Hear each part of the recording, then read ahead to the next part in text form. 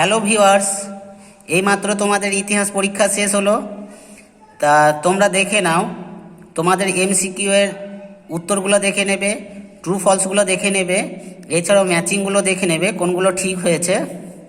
দেখো, আমার এই চ্যানেলে তোমাদের মাধ্যমিকের সমস্ত বিষয় সমাধান করিয়ে দেওয়া হবে। যারা নতুন দর্শক তারা আমার চ্যানেলটির সঙ্গে যুক্ত হয়ে যাও, চ্যানেলটি সাবস্ক্রাইব করো, বন্ধুদের মধ্যে শেয়ার করো, লাইক করো, কমেন্ট করো। আর তোমরা কেমন পরীক্ষা দিলে সেটাও জানাবে কমেন্ট করে, ঠিক আছে? আর আজকে তোমাদের এমসিকিউ এর পার্টটা একটু কঠিনই হয়েছে। 2 নাম্বারগুলো 4 নাম্বারগুলো ঠিকঠাক আছে, 8 নম্বরেও ঠিকঠাক আছে, কিন্তু তোমাদের এমসিকিউগুলো একটু কঠিন হয়েছে। চলো আমরা দেখে নিই কোন কোন প্রশ্নের কোন কোন উত্তরগুলো তোমরা ঠিক করেছে, দেখে নাও। প্রথমে এটা দেখো, উপেন্দ্রনাথ ব্রহ্মচারী যুক্ত ছিলেন কিসের সঙ্গে? না, বিজ্ঞান ও প্রযুক্তি চিকিৎসাবিদ্যার সঙ্গে। নদিয়া কাহিনী গ্রন্থটি কুমুদ রঞ্জন মল্লিকের। তারপরে দেখো, কাউন্সিল অফ এডুকেশন গঠিত হয়েছিল 1842 সালে। তারপরে এটা দেখো, গৌরমোহন বিদ্যালঙ্কার রচিত স্ত্রী শিক্ষা বিধায়ক পুস্তিকাটি 1822 সালে। তারপরে এটা দেখো, কলকাতা বিশ্ববিদ্যালয়ের প্রথম ভারতীয় উপাচার্য কে ছিলেন? স্যার গুরুদাস বন্দ্যোপাধ্যায়। তারপরে দেখো, ঔপনিবেশিক অরণ্য আইনের বিরুদ্ধে সংগঠিত আদিবাসী বিদ্রোহটি ছিল রম্পা বিদ্রোহ। তারপরে দেখো, নীল বিদ্রোহের 2 জন উল্লেখযোগ্য নেতা দিগম্বর বিশ্বাস ও বিষ্ণুচরণ বিশ্বাস চৌগাছা গ্রামে বাস করতেন। এটি ছিল কোথায়? নদিয়া জেলার, তোমরা জানো। তারপরে দেখো, ব্রিটিশ পার্লামেন্ট উন্নততর ভারত শাসন আইন পাস করেছিল কত সালে? না, 2 আগস্ট 1858 সালে। এরপরে দেখো, ভারতের প্রথম রাজনৈতিক প্রতিষ্ঠান হলো কি? বঙ্গভাষা প্রকাশিকা। তারপরে এটা দেখো, নবগোপাল মিত্র হিন্দু মেলার সহ সম্পাদক ছিলেন। এরপরে দেখো, বসু বিজ্ঞান মন্দিরের প্রতিষ্ঠাতা জগদীশচন্দ্র বসু অধ্যাপক ছিলেন পদার্থবিদ্যার। এরপরেরটা দেখো, বাংলা ভাষার প্রথম সচিত্র পুস্তক প্রকাশ করেন কে? গঙ্গা কিশোর ভট্টাচার্য। তারপরেরটা দেখো, সর্বভারতীয় কিষাণ সভার প্রথম সভাপতি ছিলেন স্বামী সহজানন্দ। তারপরেরটা দেখো, কৃষক আন্দোলনের মতিলাল তেজওয়াত নেতৃত্ব দিয়েছিলেন রাজস্থান থেকে। তারপরেরটা দেখো, গিরনি কামগড় ইউনিয়ন প্রতিষ্ঠিত হয়েছিল কত সালে? 1928 সালে। এরপরে দেখো, ভারত ছাড়ো আন্দোলনের ভোগীশ্বরী ফুকননি শহীদ হয়েছিলেন কোথায়? পাঞ্জাব থেকে, তিনি নেতৃত্ব দিয়েছিলেন। অ্যান্টি সার্কুলার সোসাইটি শচীন্দ্র প্রসাদ বসু। তারপরে দেখো, বীণা দাস বাংলায় ছোট লর্ড স্ট্যানলি জ্যাকসনকে হত্যা করার চেষ্টা করেছিলেন কত সালে? 1932 সালে।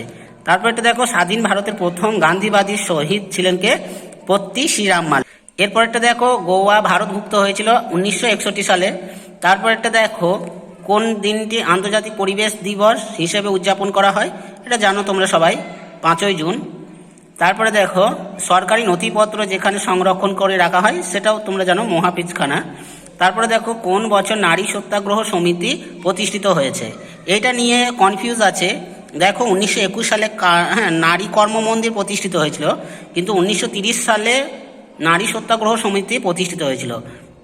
এখানে শান্তি দেবী, প্রতিভা দেবী, এছাড়াও উর্মিলা দেবী 3 জনের নেতৃত্বে এটি গড়ে উঠেছিল।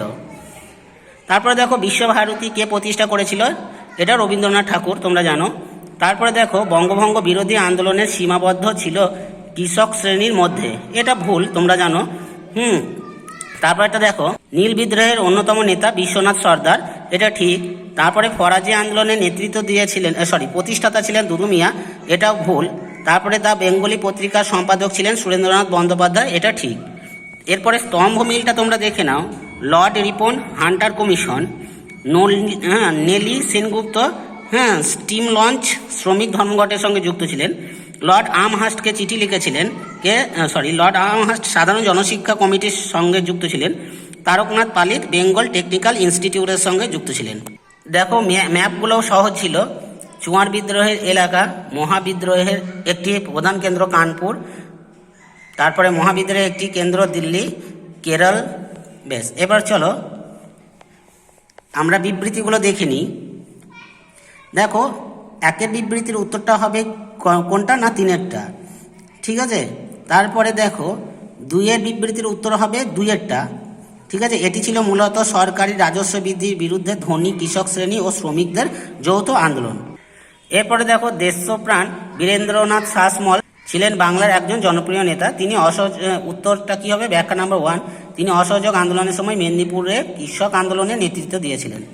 এরপরেরটা দেখো, বিবৃতি 4-এরটা, যে 1946 সালে 12ই ফেব্রুয়ারি দিনটি রশিদ আলী দিবস রূপে পালিত হয়, কারণ রশিদ আলী ছিলেন আজাদ হিন্দ বাহিনীর একজন ক্যাপ্টেন। এরপরে দেখো 2 নাম্বারগুলো দেখে নাও। যারা 2025-এ মাধ্যমিক দেবে তাদের পক্ষেও খুবই গুরুত্বপূর্ণ, তোমরা স্ক্রিনশটটা নিয়ে নাও। এগুলো হচ্ছে 2 নাম্বারের। চলো, এইগুলো হচ্ছে তোমাদের 2 নাম্বারের। এরপরে দেখো বিভাগ ঘয়ের, এগুলো 4 নম্বরের। 4 নম্বরের গুলো দেখে নাও। আমার দেওয়া সাজেশন অনেক এসেছে। চলো, এগুলো হচ্ছে তোমাদের 8 নম্বরের বিভাগ ঙ। Thank you for watching.